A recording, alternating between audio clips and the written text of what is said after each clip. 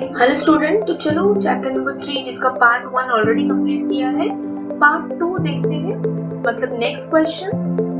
सो देखो, तीसरा क्वेश्चन था हमारा, state the qualities of bhritya.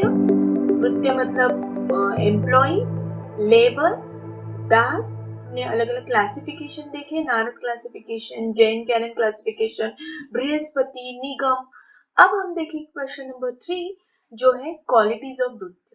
Basically quality ये जो है भृत्य की दो पार्ट में डिवाइड होती है, मोरल एंड प्रोफेशनल। तो पहले हम देखते हैं कि मोरल क्वालिटी क्या होनी चाहिए एक आइडियल भृत्य की। तो सबसे पहला डिवोशन मतलब भक्ति, loyalty, whole hearted dedication to the employer और मास्टर।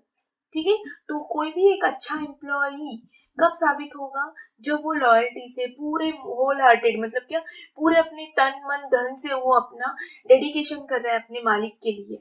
ठीक है, तो उसे हम कहेंगे डिवोशन। तो ये एक मोरल क्वालिटी होनी चाहिए। They see their work as a duty, put their master interest above personal gain. देखो, अपना खुद का पर्सनल गेन वो साइड में रखते, लेकिन पहले जो अपना मालिक है उसका काम करते हैं। तो ये एक क्वालिटी सजेस्ट की है एशियन टाइम में। देन ट्रूथफुलनेस, ऑफ कोर्स आज के भी जमाने में क्या होनी चाहिए, सत्यता होनी चाहिए। हम कह सकते हैं कि सच्चाई होनी चाहिए हमारे काम में। कोई भी एम्प्लॉई अगर वो काम कर रहा है पैसे के लिए तो हॉनेस्टली काम करना चाहिए। Got it? So this is truthfulness. No need more explanation, क्योंकि ये आप आराम से पढ़ सकते हो, लर्न कर सकते हो।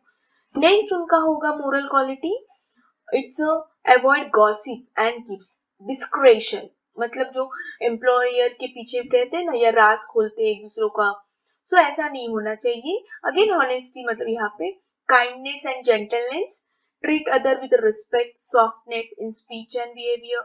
Gentle bhritya is polite. देखो, पेशेंटली होता है, उसके पास पोलाइटनेस होता है, सहनशीलता होता है, वो अपने एम्प्लॉयर को पहले महत्व देता है, अपना पर्सनल एम बाजू में रखता है। तो इस तरीके से वो क्या होना चाहिए, काइंडनेस, जेंटलनेस होना चाहिए। देन चेयरफुलनेस, खुश रहना चाहिए, पॉजिटिव एटीट्यूड। ये सभी अभी भी एक बेस्ट एम्प्लॉय की क्वालिटीज है। आज का भी एम्प्लॉयर, बॉस यही चाहता है कि उसका एम्प्लॉय क्या होना चाहिए, काइंड होना चाहिए, जेंटल होना चाहिए, पॉजिटिव एटीट्यूड का होना चाहिए, मोरालिटी फॉलो करनी चाहिए, धर्म पे चलना चाहिए। ठीक है, धर्म पे मतलब सत्य, ट्रूथनेस, इस पे चलना चाहिए। तो आज के भी यही क्वालिटीज है। फॉरगिवनेस, माफी होनी चाहिए। The forgiveness person remain calm. देखो, show patience, does not hold grudge, मतलब दिल में कोई ऐसी रंजिश नहीं होनी चाहिए, even against those who bring a bad news और cause harm. Forgiveness keep the heart pure and workplace. तो वो कैसा होना चाहिए, एम्प्लॉय एक माफ करना चाहिए, मतलब बॉस ने आज मुझे डांटा तो ठीक है, कल देखता हूँ उसे, तो ऐसा एटीट्यूड नहीं। बैलेंस ट्रस्ट होना चाहिए, नाइदर ओवरली सस्पिशियस और नॉट टू ट्रस्टिंग। बहुत भी क्या होना चाहिए, भरोसा नहीं रखना है मालिक पे, या बहुत भी हम क्या कह सकते हैं कि संशय, सस्पिशियस नहीं होना चाहिए। ठीक है, wise Buddha trust other carefully, दूसरों पे वो भरोसा रखता है लेकिन केयरफुली रखता है। इससे तो पहले राजा के जमाने में देखो, जो उनके मेन थे आजू बाजू में मेन गुलाम भी है तो ट्रस्टेड थे, वरना इधर की इंफॉर्मेशन अगर दूसरे राजा को देते तो सच क्या होता सोचो। तो ये क्या होना चाहिए, ट्रस्ट होना चाहिए। तो this is the basic quality of bhritya. Moral conduct, avoid scene story, ये जो रहेगा वो अवॉइड करना चाहिए। Untruthfulness, harshness. तो ये बेसिकली हमारे क्या है, मोरल क्वालिटीज। प्रोफेशनल क्वालिटी क्या है एक आइडियल भृत्य के, मतलब एम्प्लॉय एंड सर्वेंट के, अलर्टनेस होना चाहिए, ऑलवेज अटेंटिव होना चाहिए, एक्टिव होना चाहिए। देखो, यहाँ पे मैं ज्यादा एक्सप्लेनेशन नहीं दे रही हूँ, क्योंकि अगर आप वीडियो पॉज करके पढ़ोगे तो आपको बहुत अच्छे से समझेगा। मेन इंटेंशन मेरा ये वीडियो का यही है कि ये सब्जेक्ट बुक में थोड़ा सा डिफिकल्ट लैंग्वेज में दिया है, तो मुझे सिर्फ उसको सिंपल बनाना है ताकि आपको ये इजी चैप्टर जाए। ठीक है, तो वीडियो पॉज करो, खुद पढ़ो और समझ लो। बहुत आसान मेरे ख्याल से मीनिंग है। ठीक है, डिलिजेंस होना चाहिए, मतलब वो वर्क हार्ड करना चाहिए, सिंसियरली करना चाहिए। ठीक है, नेक्स्ट डिसिप्लिन होना चाहिए उसमें, लॉयल्टी, कॉन्फिडेंस होना चाहिए उसमें। आज भी देखो एक मार्केट मैनेजर है तो उसको में कॉन्फिडेंस आना चाहिए, तो ही तो वो प्रेजेंट करेगा अपना प्रेजेंटेशन अलग कंपनी के सामने, अपनी कंपनी का प्रोडक्ट बेच सकता है। तो कॉन्फिडेंस होना चाहिए, डिसिप्लिन खुद को होना चाहिए, एडेप्टेबिलिटी होनी चाहिए। देखो अलग अलग अभी भी नए अब एआई आया है, मशीन लर्निंग एमएल आया है, अलग अलग टेक्नोलॉजी आई है, तो हर एम्प्लॉय को वो अडॉप्ट करनी चाहिए। They remain calm under pressure and adapt to change easily without complaint. ठीक है। नाउ टीचिंग का जॉब भी देखो चेंज हुआ है, पहले की टीचिंग और अभी की टीचिंग। नाउ हमें भी अलग अलग टेक्नोलॉजी यूज करना होती है, आप बच्चों को अट्रैक्ट करने के लिए, आप बच्चों को इजीली समझने के लिए। तो हर क्षेत्र में हमें क्या करना है, अडॉप्ट करना है न्यू टेक्नोलॉजी। तो पहले भी ऐसे एक्सपेक्टेशन थे एक आइडियल नृत्य के लिए। देन पोलाइटनेस होना चाहिए, प्रॉपर स्पीच, टीम मोरालिटी होनी चाहिए। देखो पहले युद्ध के लिए जाते थे तो सिर्फ एक सैन्य या एक सेनापति तो युद्ध नहीं जीतते थे ना, सब टीम में मोरालिटी थी। ठीक है, राजा सेनापति अपने एम्प्लॉयज को, अपने जो सैनिक थे उनको मोरल सपोर्ट करते थे, मोटिवेट करते थे। तो एक राजा या एक एम्प्लॉय जो होगा, सैनिक जो होगा, सेनापति जो होगा, वो अपने टीम को लेके काम करना चाहिए। ठीक है, सो this is moral and professional quality of नृत्य। बहुत आसान क्वेश्चन था ये, बेसिकली आपको शॉर्ट नोट के लिए आ सकता है। तो 7 पॉइंट आप मोरल के लिखो, 7 पॉइंट आप प्रोफेशनल क्वालिटी के लिखो, आपके 14 पॉइंट हो जाएंगे। तो 12 मार्क के लिए आया तो भी आप लिख सकते हो, शॉर्ट नोट के लिए भी आप लिख सकते हो। सो बेसिकली देखो ये दो तो हमने पहले पार्ट में किए हैं, थर्ड वन हमने फिनिश किया है अभी। नाउ फोर्थ है types of leave payment. Of course तभी भी छुट्टियां थी, छुट्टियों का पेमेंट था जैसे अभी है। ठीक है, जैसे टीचर्स को दिवाली की छुट्टी मिलती है, मई की छुट्टी मिलती है, लेकिन सैलरी मिलती है। प्रोविडेंट फंड होता है, कोई अगर बीमार है तो सिक लीव होती है, ऑफिस में भी होती है। ठीक है, तो देखो जो अभी है वो पहले जमाने से चलता आ रहा था, सिर्फ उसमें क्या हुआ, मॉडिफाई हुआ, डेवलपमेंट हुई। इसका मतलब अपना पहला भारत भी कितना प्रगत था इस पे से हम अंदाजा लगा सकते हैं। ठीक है, तो चलो टाइप्स ऑफ लीव पेमेंट कैसे था। तो लीव पेमेंट और rest for the worker were encourage to take rest, time off for self improvement, much like a model. देखो आज भी बड़े बड़े आईटी कंपनीज में अगर आप देखते हो तो वहां पे एक गेम जोन भी होता है, कैंटीन भी होता है, गार्डन भी होता है। That means they can take the break. तो पहले जमाने में भी ऐसा था, अलाउड था एम्प्लॉय को, लेबर को, भृत्य को, कि वो थोड़ा सा आराम कर सके। This show rest was considered important for health, creativity, productivity. Formal rules थे रेगुलर वर्कर को वेलफेयर के लिए। ठीक है, वो जमाने भी देखो लेबर मैनेजमेंट था, तो मतलब सिर्फ अभी लेबर को ऐसे नहीं फैसिलिटी दी जाती थी, पहले भी लोग सोचते थे लेबर के भले के बारे में। देन सिक लीव, जैसे अभी सिक लीव है, हर एक कंपनी के हिसाब से, पॉलिसी के हिसाब से सिक लीव होती है, यहाँ पे भी थी। Worker received paid leave during the illness, मतलब भले वो छुट्टी ले लेकिन उनको वो दिन का सैलरी मिलती थी। इफ इलनेस लास्टेड 7 डेज, अगर 7 दिन से ज्यादा है तो फुल पगार देते थे। अगर बहुत ही ज्यादा है तो पूरा पगार नहीं, लेकिन कम से कम 3/4 तो उसकी सैलरी देते थे जब तक वो रिकवर नहीं होता। और अगर वो वर्कर की डेथ हो गई, no worker was dismiss because of sickness, कोई भी वर्कर को डिसमिस नहीं किया जा सकता था अगर वो बीमार है, तो थोड़े दिन रुकते थे। और अगर उसकी डेथ हो गई तो उसके फैमिली मेंबर्स को एज ए एम्प्लॉय वो अपॉइंट करते थे। ठीक है, तो देखो कितनी अच्छी, 700 साल पहले भी सोचा जाता था। ठीक है, तो सिकनेस लीव थी उन्हें। देन एनुअल लीव भी थी, जैसे हमें अब होती है, समर वेकेशन होता है, दिवाली होता है, क्रिसमस वेकेशन होता है, तो वैसे उन्हें भी थी।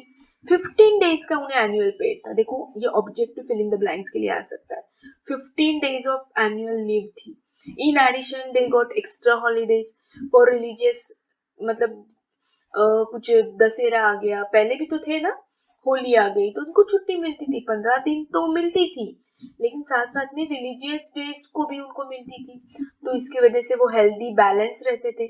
सपोर्ट फॉर परमानेंट डिसेबिलिटी, देखो ऐसे होता था ना, जैसे युद्ध में सैनिक कभी कभी युद्ध में उसका हाथ चला जाता, पैर चला जाता था, पैरालिस होता था, तो भी देखो उनके लिए भी क्या था, कंटिन्यू फाइनेंशियल सपोर्ट मिलता था। देखो एनुअल कॉम्पनसेशन भी मिलता था, मतलब साल में से एक बार राजा या साहूकार सरकार जो भी उनके बॉस थे वो कॉम्पेंसेशन देते थे। This system protect worker from financial hardship and show social insurance principle. ठीक है, रिटायरमेंट प्लान भी था आफ्टर 40 इयर्स ऑफ सर्विस। देखो अगर आपकी 40 इयर्स हो गई सर्विस तो आप लाइफ लॉन्ग पेंशन के लिए थे एलिजिबल। तो कैसी पेंशन थी, half of the there salary. तो उनको जो उनकी सैलरी थी उसकी हाफ सैलरी उनको एवरी मंथ मिलती थी। आफ्टर देयर डेथ तो वो ट्रांसफर होती थी पेंशन विडो को, सन, डॉटर, विडो मतलब उसकी वाइफ को। ठीक है, दिस एंश्योर फैमिली सिक्योरिटी। तो जैसे अभी हमारे रिटायरमेंट प्लान्स रहते थे वैसे पहले भी थे। ठीक है, मतलब ह्यूमैनिटी पहले से चालू है। सो दिस इज ऑल्सो डन, है ना। बहुत इंटरेस्टिंग चैप्टर। चलो, explain the remuneration system in शुक्र नीति। ये हमने चैप्टर नंबर 1 में भी देखा था, शुक्र नीति क्या है। ठीक है, तो यहाँ पे रेम्यूनरेशन सिस्टम कैसी थी। So question number 5, Shukra Niti as Asian Indian text on ethics, economics and governance. अगर आपको याद रहेगा स्मृति लिटरेचर। ठीक है, तो ये एक टेक्स्ट था, ग्रंथ था जिसमें गाइडेंस दिया था कि एम्प्लॉयज को कैसे ट्रीट करना चाहिए। शुक्र नीति, नीति मतलब क्या, व्यवहार। शुक्र, शुक्र मतलब कि शुक्राचार्य ने एक नीति ड्रॉ की थी। तो देखो उन्होंने भी फोकस किया है लेबर पे। तो उनकी सिस्टम कैसी थी, तो पहले हम इंट्रोडक्शन देखते हैं, मोरल रिस्पॉन्सिबिलिटी ऑफ एम्प्लॉयर। तो ये शुक्र नीति क्या कहती है कि सिर्फ एम्प्लॉयज की ड्यूटी नहीं होते, कुछ कुछ एम्प्लॉयर बॉस की भी एक रिस्पॉन्सिबिलिटी होती है। क्या क्या रिस्पॉन्सिबिलिटी होती है, तो उसने फेयर वेजेस देना चाहिए। ठीक है, फिर उसने इंश्योर करना चाहिए कि every worker earns enough for decent living, fair payment होना चाहिए। ठीक है, सो शुक्र नीति ने सिर्फ एम्प्लॉयज पे ही फोकस नहीं किया है बल्कि एम्प्लॉयर पे भी किया है। अब फेयर वेजेस कैसा होना चाहिए, उन्होंने गाइड किया कि वेजेस का भी टाइप्स कैसा होना चाहिए, moderate wages, good wages and low wages. ठीक है, मॉडरेट वेजेस में क्या आता है कि फूड, क्लोथिंग, बेसिक नीड्स भी देनी चाहिए, डेली उनकी जो नेसेसिटी है वो पूरी करनी चाहिए। गुड वेजेस में क्या होता है, allow workers to live comfortably, dignity, support stable happy workforce. And low wages strongly discourage cause hardship, unrest, avoid poverty, social instability। तो इस तरीके से शुक्र नीति ने टाइप्स ऑफ वेजेस डिक्लेयर किए हैं। ठीक है, अब गवर्नमेंट एम्प्लॉयज के बारे में क्या कहा उन्होंने, तो देखो wages fixed according to local cost of living, family size. देखो मतलब वो जमाने में भी सोचते थे कि 2 ही लोग हैं तो उस हिसाब से उसको सैलरी दो, बहुत बड़ा परिवार है और पहले तो परिवार बड़ा ही था, जॉइंट फैमिली, उस हिसाब से दो। उसकी लोकल कॉस्ट ऑफ लिविंग कैसी है, देखो आज भी है, अगर हम मुंबई, पूना, बैंगलोर ऐसे मेट्रो सिटी में काम करते तो हमें सैलरी ज्यादा मिलती है। ठीक है, तो वो जमाने में भी ये सोचा जाता था लोकल कॉस्ट ऑफ लिविंग। ठीक है, हाँ अभी ये फैमिली साइज नहीं सोचा जाता अभी के जमाने में, बिकॉज नाउ तो न्यूक्लियस है, न्यूक्लियर फैमिली है हमारी, छोटी छोटी फैमिली। ठीक है, हाँ लेकिन ये अभी भी कंसिडर किया जाता है, first point. Then bonus and reward भी मिलने चाहिए, ये आपको थोड़ा याद रखना है कि 18 और 12.5% एनुअल सैलरी के 12.5% बोनस मिलता था। ठीक है, परफॉर्मेंस के बेस पे भी, जैसे आज भी देखो बड़े बड़े आईटी कंपनीज में, स्पेशली मार्केटिंग कंपनीज में आपकी परफॉर्मेंस पे आपको कमीशन दी जाती है, तो पहले भी ये था। ठीक है, fair recognition of employ efforts, उन्हें कभी भी जैसे आज अवार्ड्स मिलते हैं बेस्ट एम्प्लॉय का, वैसे तभी भी था। ठीक है, तो बोनस एंड रिवॉर्ड्स कैसे थे, शुक्र नीति ने ये भी बताया कि लॉन्ग टर्म सर्विस और पेंशन सिस्टम क्या थी, सेम अभी जस्ट हमने देखा कि आफ्टर 40 इयर्स हमें कितना देना है, हाफ ऑफ द सैलरी, अभी जस्ट हमने देखा था। फिर डेथ के बाद ट्रांसफर भी करनी है विडो को, सन को, वेल बिहेव डॉटर। देखो वो जमाने में भी लेडीज को इम्पोर्टेंस थे कि डॉटर्स को भी हम पैसे दे सकते थे, पेंशन ट्रांसफर हो सकती थी, तो एक सिक्योरिटी थी। तो शुक्र नीति में भी कितना अच्छे से लिखा गया है कि आपको आपके एम्प्लॉयज की कैसे केयर लेनी है, एंड नॉट ओनली एम्प्लॉयज पे ही ऑब्लिगेशन, तो एम्प्लॉयर पे भी ऑब्लिगेशन थे। प्रोविडेंट फंड देखो उस जमाने में भी प्रोविडेंट फंड था 1/6 या 1/4, ठीक है, जो भी पैसा था वो 2-3 साल के बाद उन्हें रिटर्न किया जाता था, तो इससे उनको एक सेविंग की हैबिट थी, उनका फ्यूचर सिक्योर था। वर्कर वेलफेयर, तो देखो worker employer was advice, employer को क्या एडवाइस की शुक्र नीति ने कि ठीक से ढंग से बोलो अपने वर्कर से, स्माइल करो, ट्रीट रिस्पेक्ट करो, मेंटेन फ्रेंडली ह्यूमन रिलेशनशिप। तो देखो उन्होंने सिर्फ कान एम्प्लॉयज के नहीं खोले, उन्होंने एम्प्लॉयर के भी कान पकड़े और बताया कि कैसे बिहेव करना है। लीगल प्रोटेक्शन भी था, injured or theft against workers, especially craftsmen, was treated as a serious legal offense. Worker guides acted as a representative between worker and state, ठीक है, तो लीगल प्रोटेक्शन भी था एम्प्लॉयज को। पब्लिक फाइनेंस एंड वेलफेयर भी था। देखो both शुक्र Niti and Arthashastra, state is the state, wealth belongs to the people. जो भी वेल्थ थी वो यही सोचते थे कि राज्य की जो प्रॉपर्टी है वो पीपल के लिए है।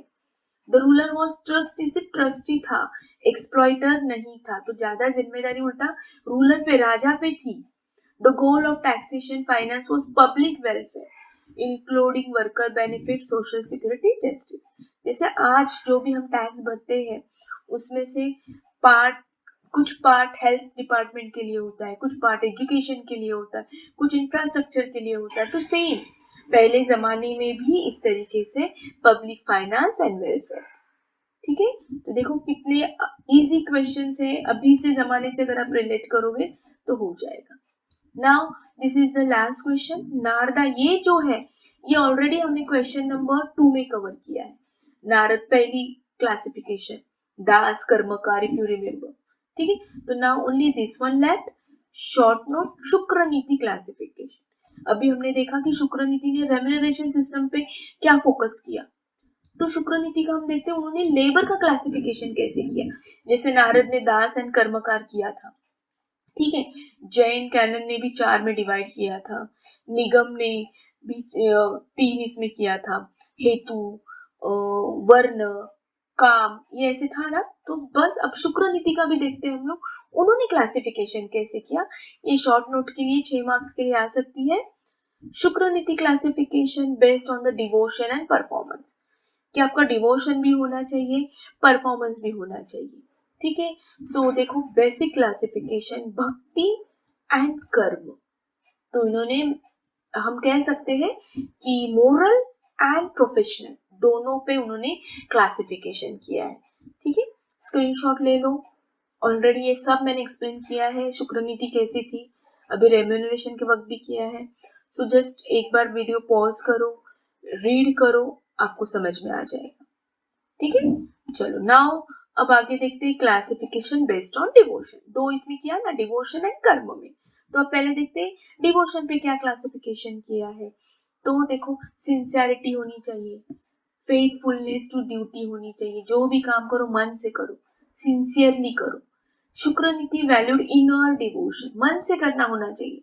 शुक्र नीति ने ज्यादा किसको फोकस किया कि भाई एम्प्लॉय अच्छा होना चाहिए, लेकिन कैसा, मन से उसने काम करनी चाहिए, सिंसियरिटी से करना चाहिए, ट्रू डिवोशन होना चाहिए, सत भक्ति होनी चाहिए, ठीक है। So first devotion. दूसरा डिवोशन आपके काम पे, कर्म पे, स्किल पे होना चाहिए।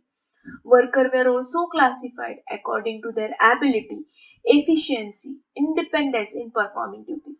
देखो same, it sound like a same in modern जमाना है, मॉडर्न जमाने में भी हमारी कंपनी यही 2 बेस पे करती है कि एम्प्लॉय कितना ट्रस्टी है, कितने साल उसने अपने जिंदगी के दिए हैं कंपनी के लिए, कैसा काम है, स्किल क्या है, खुद को वो अपग्रेड कर रहा है या नहीं, इस क्लासिफिकेशन पे बेस किया है, ठीक है। इंपॉर्टेंस एंड लेगेसी, देखो पढ़ो, आ जाएगा समझ में कि लेगेसी क्या है, इंपॉर्टेंस क्या है। Promote, it promotes balance, spiritual value, ठीक है, discipline, leadership. So very easy, बहुत अच्छा चैप्टर है, इंटरेस्टिंग चैप्टर है। आई होप आपको समझ में आया, अपने दोस्तों से शेयर करो। Best of luck, have a nice day, bye bye.